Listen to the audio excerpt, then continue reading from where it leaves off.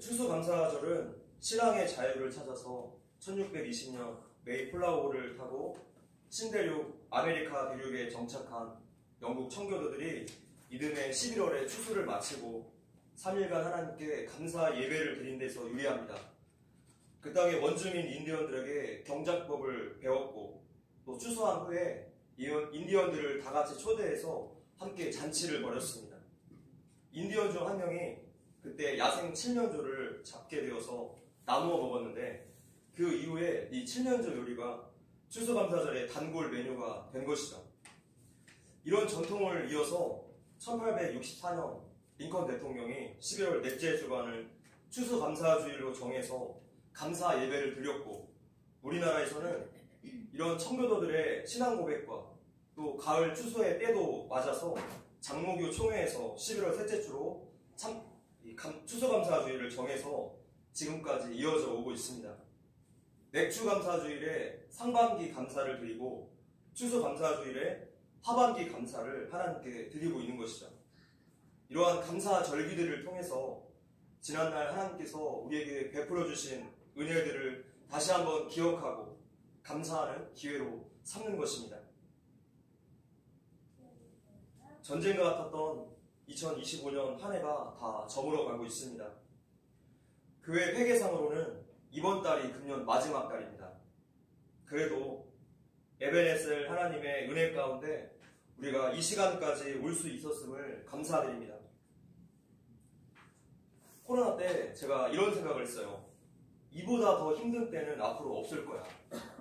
감히 이런 생각을 했는데 그것은 저의 교만한 생각이었습니다. 올해가 살면서 가장 마음이 힘든 때였고 또한 그 덕분에 가장 하나님을 간절히 찾는 해이기도 했습니다. 환율은 IMF 이후 처음으로 1470원을 넘어서 이제 유럽의 환전소는 한국 돈을 받지 않는 곳이 많다고 합니다. 기업들의 해외 이전이 계속되고 있고 원화의 가치가 떨어지니 수입품들의 가격이 계속 올라가서 우리의 장바구니까지 이제 영향을 받기 시작했습니다. 제가 육아를 하고 있어서 장바구니 물가에 굉장히 예민해요. 지난주에 있었던 가장 뜨거운 소식은 단연 공무원 검열 뉴스일 것입니다. 개인 카톡 검열에 이어서 공무원 75만 명의 컴퓨터와 핸드폰을 검열하려고 TF팀을 구성했고 또 이제 제보센터를 개설해서 서로를 신고하며 포상을 하겠다고 합니다. 감시를 용이하게 하게 하는 북한의 5 담당제와 참 닮아있지 않습니까? 여러분의 주변에 아는 사람들이나 또 가족 중에 공무원들이 한 명쯤은 다들 있지 않습니까? 개인의 자유가 점점 사라져가는 것에 대한 압박감을 더욱더 느낍니다. 또한 중국인 무비자 입국 이후에 늘어나는 실종 신고와 범죄와 사고와 또 엽기적인 소식들은 우리 일상의 치안과 안전조차도 위협하고 있습니다. 이렇게 고통은 멈출 줄을 모르고 계속되고 있고 이러한 고난의 때 우리는 어떻게 하나님께 감사를 드릴 수 있을까요?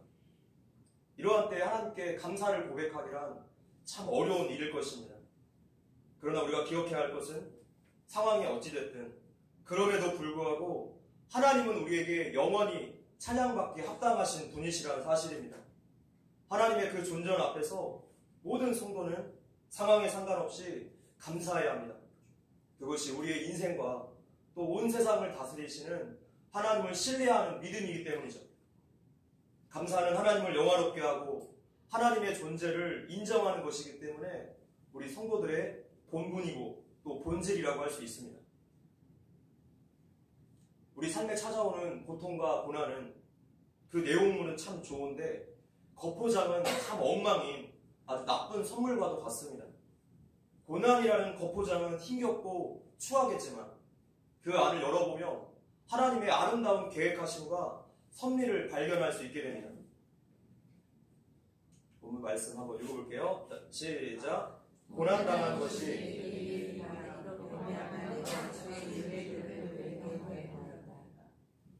시편 119편은 저자가 누구인가 뚜렷하게 밝혀진 바는 없습니다. 그러나 그 시의 내용 중에 시인의 위기를 만난 그 상황들을 암시하는 내용들을 보며 누구인지 유추가 되죠. 다윗이 사울왕으로부터 죽음의 위협을 받았을 때, 또 아들 압살롬으로부터 반역으로 피신했을 때라는 그 배경을 우리가 알 수 있습니다. 이 둘의 공통점은 극심한 고통 가운데 터져나온 시인의 고백이었다는 거예요. 그래서 시편 119편은 고난을 지나가는 성도들에게 아주 깊은 위로를 주십니다. 평소에도 우리는 하나님의 말씀을 배우지만 이것은 지식적인 것에 머물 뿐 우리 안에 체화가 되지는 않습니다. 오직 삶에서 만나는 그 고난을 통해서만 이 말씀이 드디어 나에게 소화가 되기 시작해요. 고난 속에서 하나님의 말씀이 나에게 실제적으로 다가오기 때문이죠. 그래서 고난이란 하나님의 말씀이 나에게 소화되는 시간이에요. 모든 고난에는 우리에게 주시려는 하나님의 교훈이 분명히 반드시 들어있습니다. 우리는 그것을 발견해야 돼요. 할렐루야. 그래서 이 고난이 그냥 빨리 지나가기를 바라는 것보다 이 고난 속에 숨겨두신 하나님의 뜻을 발견하고 우리가 제대로 배우는 것이 더욱 중요합니다. 슬퍼하고 절망에 빠지고 우울감에 빠져 있기만 하는 것은 고난을 그냥 낭비하는 거예요. 말 그대로 아무런 교훈도 얻지 못하고 그냥 생고생하는 거죠. 그렇게 하기에는 이 고난이 너무나 아프고 너무나 아깝지 않습니까? 오늘 본문을 통해서 고난 가운데서도 하나님께 감사하기 위해서 우리가 해야 할 일 3가지를 발견할 수 있습니다. 자, 고난 가운데 해야 할 일 첫 번째 읽어볼게요. 시작. 고난은 반드시 끝이 있다는 것을 기억하라. 아멘. 하나님이 내시는 길이라고 해서 다 탄탄대로만 있는 것은 아닙니다. 고통의 시간도 하나님께서 인도하시는 길의 일부분이에요. 그러나 이 고통의 시간은 영원한 것이 아니라 반드시 끝이 있다는 사실을 우리가 기억해야 하겠습니다. 시편 23편 4절 말씀에 읽어볼게요. 시작. 내가 사망의 음침한 골짜기로 다닐지라도 해를 두려워하지 않을 것은 주께서 나와 함께 하시리라. 주의 지팡이와 막대기가 나를 안위하시나이다. 아멘. 이 구절을 영어 번역으로 보면 내가 사망의 음침한 골짜기를 걸어서 통과한다. 이렇게 되어 있어요. 걸어서 통과한다. 하나님의 때가 되면 반드시 사망의 음침한 골짜기를 통과하게 된다는 뜻이에요.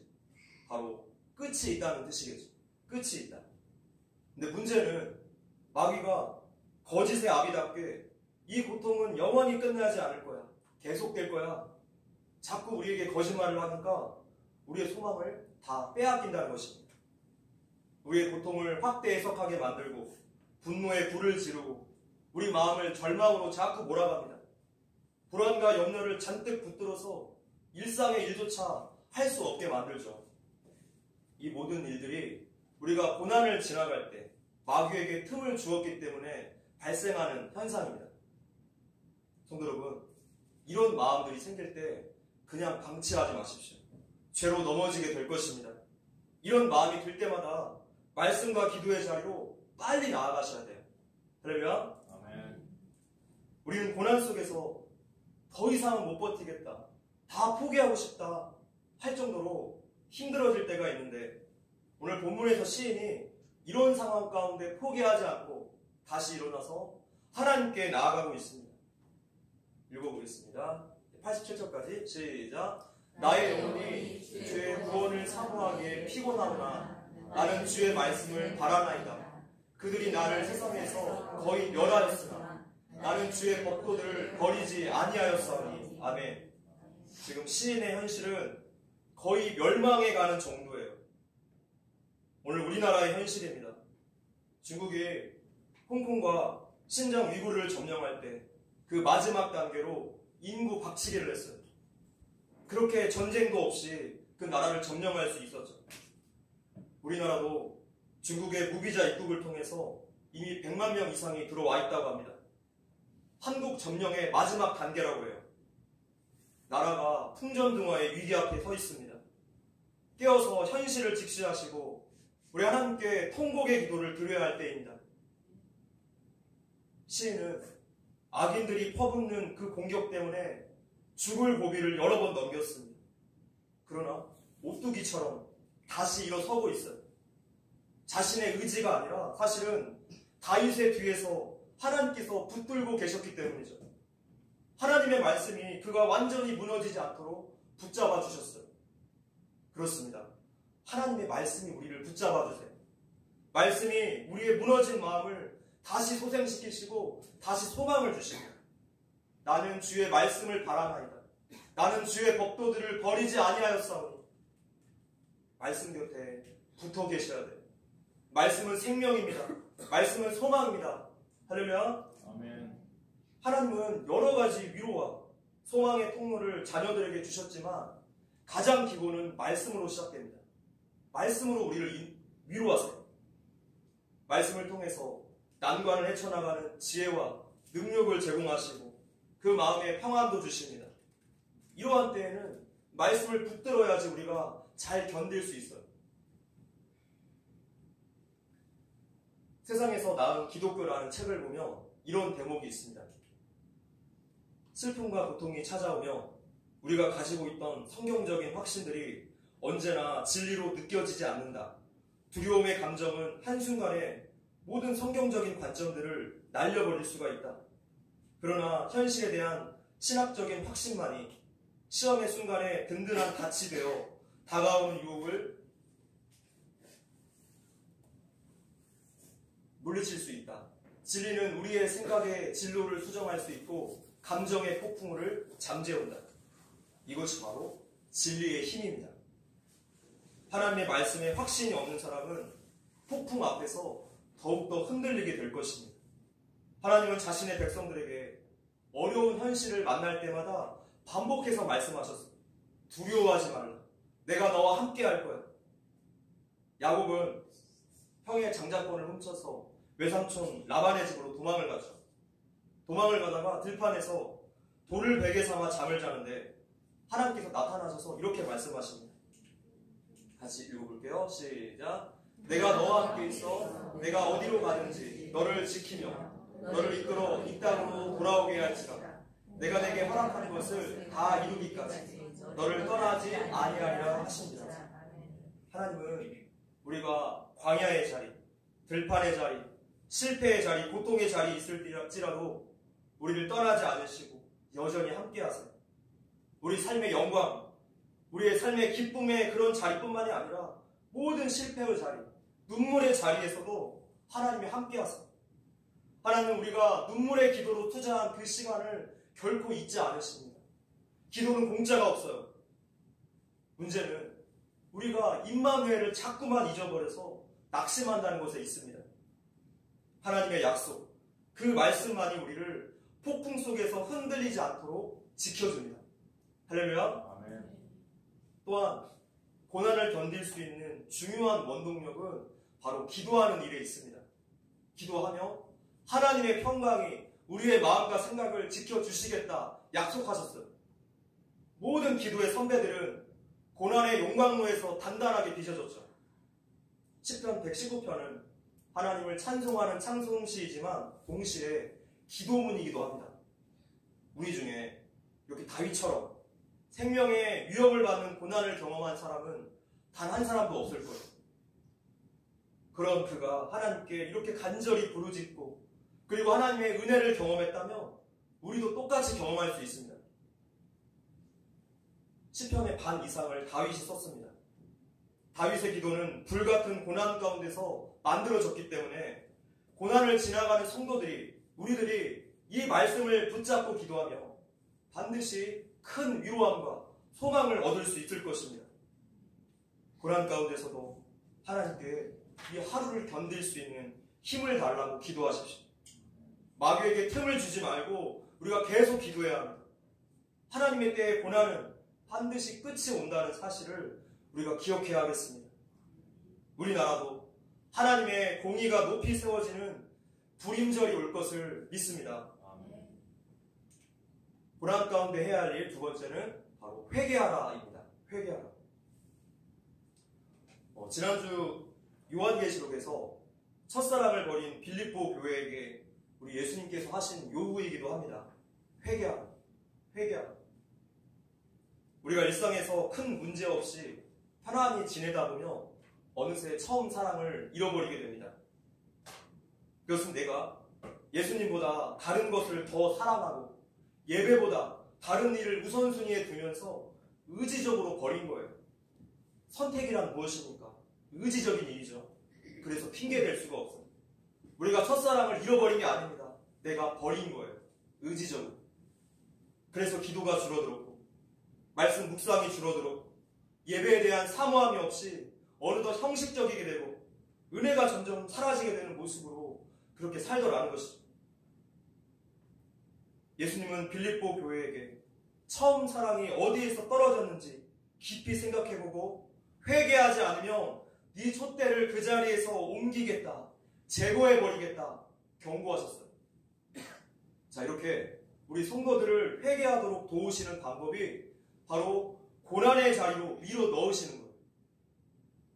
하나님은 우리가 잘못 살아왔던 삶들, 내 고집으로 끝까지 놓지 않는 생각과 그 자리들을 이 고난을 통해서 깨닫게 하시고 회개하도록 도우십니다. 이스라엘 민족의 역사를 보십시오. 그들이 얼마나 많은 징계와 연단을 받았습니까?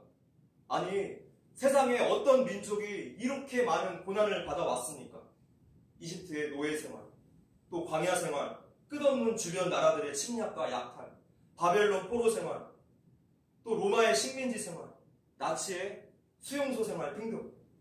그들은 고난 가운데 있을 때만 하나님 앞에서 진정으로 회개할 수 있었습니다. 오늘 우리도 마찬가지예요. 평안할 때는 도무지 회개의 자리를 찾지 않기 때문에 하나님은 번번이 우리를 고난의 풀무풀 속으로 던져 넣으십니다. 마치 스며들듯이 들어오는 이 사상적인 공격 앞에 교회는 분별하지 못하고 속수무책으로 타락하고 배도했습니다. 그것이 지금 우리나라가 고통을 받는 첫 번째 원인이에요. 교회의 타락이죠. WCC, WEA, NCCK 종교통합운동에 교회가 다 넘어졌어요.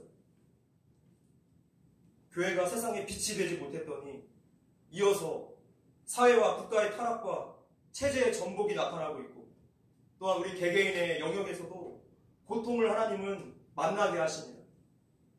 모두 다 예수님의 몸된 교회들을 다시 한번 정결하게 하시려는 하나님의 수단이 되고 있습니다. 읽어볼게요. 시작. 고난 당하기 전에는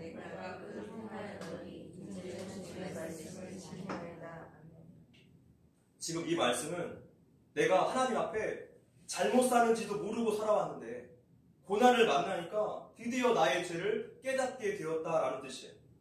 전에는 건성건성 들었던 말씀이 고난 중에는 불같이 뜨겁게 나에게 다가옵니다. 그런데 고난을 만나고 이렇게 회개하는 것이 당연한 일 같지만 꼭 그렇지만은 않습니다. 의외로 많은 사람들이 고난을 당하면서도 깨닫지를 못해요. 하나님께 도와달라 기도는 하는데 죄에 대한 회개는 하지 않습니다. 이러한 태도가 바로 고난을 낭비하는 것이고 고난의 시간을 더욱더 연장시키는 거예요. 이스라엘 백성들이 이집트 고센 땅에서 가나안 땅까지 10일이면 갈 수 있는 그 짧은 거리를 왜 40년 동안 빙빙 돌아가야 했습니까? 바로 죄 때문에.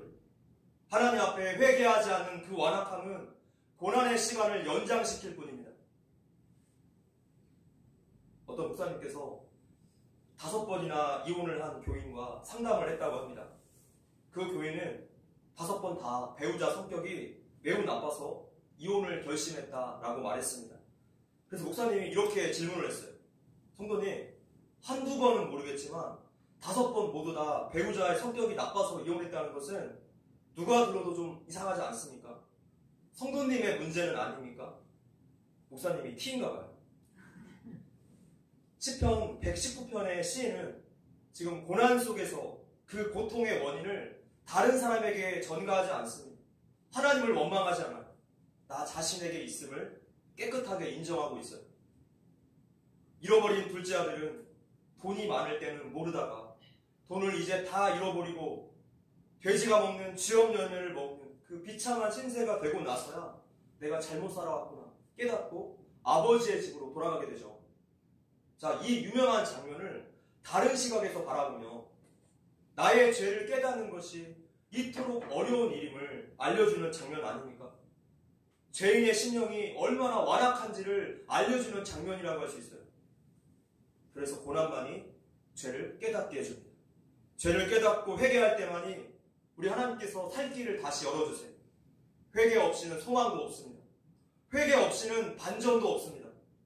히브리서 12장 읽어볼게요. 시작. 무릇 징계가 당시에는 즐거워 보이지 않고 슬퍼 보이나 후에 그로 말미암아 연단받은 자들은 의와 평강의 열매를 맺느니라. 아멘. 하나님은 우리가 형통할 때 가르칠 수 없는 고난들을, 그런 내용들을 고난을 통해서 우리에게 알려주세요. 형통할 때 깨닫는 교훈도 물론 있겠지만 고난 속에서만 얻을 수 있는 하나님의 특별 메시지가 있다는 것입니다. 평소 우리가 자주 하던 생활 습관들, 또 자주 하던 그런 생각에서 벗어날 정도의 아주 큰 충격을 받아야지 우리가 결코 뒤돌아보지 않았던 그 못된 부분들이 내 안에서 다 뒤집어져. 그때야 깨닫습니다. 내 안에 있는 그 악한 죄들을 하나님은 고난을 통해서 다 드러내시고 제거해 나가시는 것이죠. 75절 시작. 여호와여 내가 알거니와 주의 심판은 의로우시고 주께서 나를 괴롭게 하시니 성실하신 때문이다. 아멘. 다윗이 악인들 때문에 너무나 억울하고 극심한 고난을 오랜 세월 겪었는데 그 와중에 하나님은 의로우시구나, 하나님은 너무나 성실하시구나 깨달았다고 고백하고 있어요. 어떻게 그럴 수가 있는지 얼핏 이해가 잘 안 됩니다. 인생이 형통할 때 하나님의 사랑과 은혜를 믿는 것, 하나님께 감사하는 것은 참 쉽죠. 그냥 바로 영광 돌릴 수 있어요. 그러나 억울한 고난을 당하면서 하나님의 사랑을 믿기란 참 어렵습니다. 그런데 시인은 고난 가운데 회개하게 되고 하나님을 오히려 더 신뢰하는 깊은 신앙의 세계로 들어가게 되었다는 거예요. 하나님 이해의 지평이 넓어지게 되는 거예요. 그래서 고난은 진정 유익입니다. 고난은 우리 성도들의 신앙을 변화시켜요. 하박국 선지자가 아주 좋은 예가 됩니다. 하박국 선지자는 요시야 왕의 죽음과 뒤이은 폭군 여호와김 왕에 의한 탄압과 부정과 착취가 만연했고 또 악인들이 득세하는 이런 시대 상황 속에서 하나님께 막 울부짖으면서 기도했어요. 하박국 1장 2절 읽어볼게요. 시작. 여호와여 내가 부르짖어도 주께서 듣지 아니하시니 어느 때까지이까? 내가 강포로 말미암아 외쳐도 주께서 구원하지 아니하시나이까?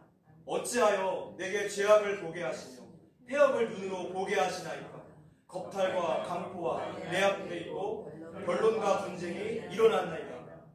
지금 하박국 선지자의 그 마음의 고통이 느껴지십니까? 나라를 위해서 눈물로 기도하는 성도들의 모습과 겹쳐 보여요. 하나님께 나아가서 하박국 선지자는 자신의 마음을 다 토해냈습니다. 근데 이 고통의 시간을 지나면서 그의 기도가 바뀌는 것을 마지막 장에서 볼 수가 있습니다. 아주 유명한 기도입니다. 읽어볼게요. 시작.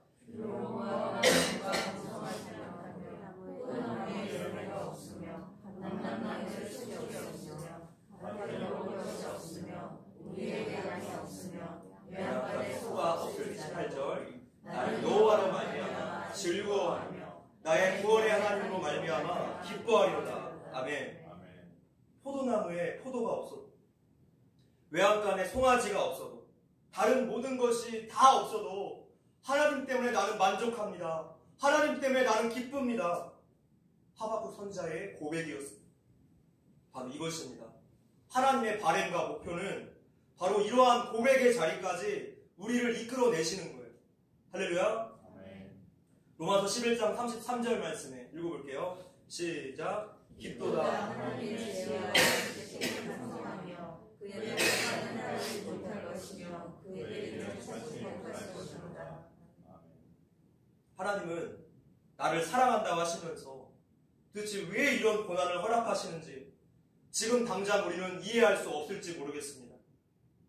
그러나 우리가 알 수 있는 것 한 가지는 성도들을 향한 하나님의 계획하심이 있고 하나님은 우리의 회개를 통해서 우리가 정결케 되기를 원하신다는 사실이에요. 그것은 우리가 하나님께 부름받은 당신의 거룩한 백성이기 때문입니다. 하나님께서 거룩하시기 때문에 우리들에게 거룩을 요구하세요. 하나님의 말씀 앞에서 철저하게 삶의 모습을 뒤돌아보고 우리는 회개해야 합니다. 하나님께서 싫어하시는 것들 다 끊어내고 죄의 자리에 여전히 있다면 당장 도망가야 돼요. 내 촛대를 옮기리라. 하나님의 인내와 그리고 오래 참으심의 시간이 끝나서 제거당하기 전에 더 늦기 전에 우리의 죄를 철저하게 회개해야 할 것입니다. 고난 가운데 해야 할 일 세 번째는 바로 하나님께 노래하라, 하나님께 감사하라는 것입니다. 이제 또 다른 본문인 시편 95편으로 가봅시다. 다윗이 이렇게 선포하고 있습니다. 2절까지 읽을게요. 시작. 오라 우리가 여호와께 노래하며 우리의 구원의 반석을 향하여 즐거이 외치자. 우리가 감사함으로 그 앞에 나아가며 시를 지어 즐거이 그를 노래하자. 아멘. 지금 이 선포는 다윗이 마음이 기쁘고 즐거울 때 하나님을 찬양하는 그런 잔치 분위기에서 하는 말이 아니라 지금 울부짖는 호소로서 이렇게 선포하고 있는 거예요. 그래서 빨간 글씨로 되어 있죠. 노래하며 라는 것은 비명이 나올 수밖에 없는 고통 속에서도 하나님께 노래하라 라는 뜻이에요. 힘들고 고통스러운 상황에서 과연 즐겁게 노래가 나오겠습니까? 노래가 안 나오고 감사를 못하는 것이 정상일 거예요. 그래서 노래하라를 명령형으로 썼습니다. 노래하라. 어떤 상황이든지 하나님께 노래하라는 거예요. 그 다음 우리의 구원의 반석을 향하여 즐거이 외치자. 왕 앞에 아주 민첩하게 나아가는 백성들의 태도를 권고하고 있어요. 우리 인간이 가져야 할 가장 지고한 지혜가 바로 여기에 있습니다. 무조건 하나님 앞에 빨리 나아가는 것이. 침묵과 견딤이 능사가 아닙니다. 하나님께 빨리 나아가서 우리의 마음을 마음껏 토해내야 돼요. 그럴 때 성령님께서 역사하셔서 우리의 마음을 다 뒤집어 놓으십니다. 할렐루야. 시편 95편 6절 읽어볼게요. 시작. 오라 우리가 우리를 지으신 여호와 앞에 무릎을 꿇자. 성경에서 찬양은 감사와 동의어로 쓰인다고 예전에도 말씀드렸습니다. 하나님을 향한 찬양은 곧 하나님을 향한 감사예요. 우리는 상황에 상관없이 하나님을 찬양해야 합니다. 요즘에 저희 사모님이 주경야독을 하고 있어서 제가 식사 준비를 해서 아이들을 먹이고 있는데 첫째와 둘째가 제가 만든 그 음식 비주얼만 보고 안 먹으려고 할 때가 종종 있습니다. 요즘에는 한 놈 추가돼서 이제 막내 고백까지도 그럽니다. 이런 제가 먹어보고 이야기해. 먹어보고 라고 말해요. 그러면 정말 싫은 기색은 다 내고 억지로 한 입 먹어봐요. 그러다가 맛있네? 하면서 씩 웃어요. 먹어보고 나니까 알겠다는 거죠. 그렇습니다. 우리의 상황은 정말 숨도 못 쉬고 비명이 나올 수밖에 없는 상황인데 하나님을 찬양하라, 하나님께 감사하라라고 명령하는 것은 순종하고 이야기해 라는 뜻이에요. 순종하고 이야기해. 이것은 묵종과도 같은 의미입니다. 우리의 생각, 우리의 계산, 우리의 이해와 감정을 다 내려놓고 일단 순종하라는 거예요. 일단 감사하라는 것입니다. 감사에는 놀라운 하나님의 뜻과 목적이 들어있습니다. 우리의 연약한 감정을 이용하는 악한 영의 공격에 대항을 하려면 우리 감사해야 돼요. 하나님 말씀에 순종할 때 우리 마음의 변화를 경험하게 될 것입니다. 성도는 예수님께 속해 있기 때문에 고난 속에서도 하늘의 평안을 경험할 수 있어요. 우리 안에 내주하시는 성령님께서 우리의 생각과 마음을 지켜주시기 때문입니다. 모든 염려들, 문제들을 하나님께 내어 맡기십시오. 우리 보통 문제와 염려를 하나님 앞에 가지고 나와서 내려놓았다가 교회 나갈 때 다시 그 짐 다 싸서 다시 짊어지고 나가요. 염려가 나에게 있으면 내 염려가 되겠지만 그 염려를 하나님께 온전히 맡긴다면 이제 하나님의 문제가 되는 거예요. 우린 그저 주님께 맡길 뿐입니다. 내 모든 염려 주께 맡기라. 할렐루야. 말씀을 뵙겠습니다. 여러분 혹시 전자제품 수리를 맡겨보신 적 있으십니까? 예전에 저희 집 TV가 고장났는데 버리기는 너무나 아깝고 또 AS 바뀌는 수리비가 너무 많이 드는 거예요. 그래서 한번 고쳐보려고 이렇게 저렇게 해보다가 안 되어서 결국에 AS 기사님을 불렀습니다. 전문가에게 맡기는 것이 제가 할 수 있는 전부였습니다. 고난 가운데 마음에 염려가 불안이 찾아올 때마다 우리가 할 일은 너무나 간단해요. 전문가에게 맡기면 됩니다. 인간을 창조하신 온 세상을 다스리시고 우리 대한민국의 미래와 우리의 인생을 붙들고 계신 하나님께 모든 것을 다 의탁하면 될 것입니다. 공의와 사랑의 하나님께서 모든 악을 심판하실 것이고 배도하는 성도들을 징계하실 것이고 거룩한 당신의 백성들을 지켜주실 것을 믿습니다. 고난이 끝이 있다는 것을 알고 하나님이 우리를 사랑하심을 믿고 철저한 회개를 통해서 하나님과의 관계를 다시 회복합시다. 기도와 말씀의 자리에서 깨어서 기다려야 할 것입니다. 하나님은 우리에게 찬양받기 합당하신 분이세요. 그럼에도 불구하고 모든 감사와 영광을 우리 하나님께 고백합시다. 아멘.